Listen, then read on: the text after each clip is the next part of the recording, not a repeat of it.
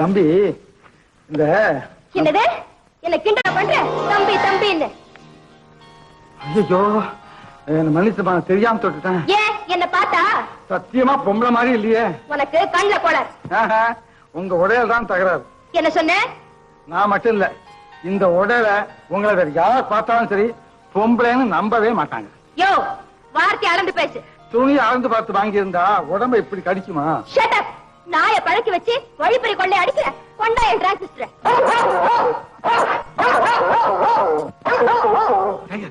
சும்மா ஐயோ, பாத்துக்கிட்டு நிக்கிறியே, காப்பாத்தியா? தொட்டா கோச்சுக்குங்க. ஐயோ, உயிர் போகுதே. சொல்லாமா? தொடறது என்ன? பிடிச்சு இழுத்து தொலை. அதை சொல்லு. ஐயோ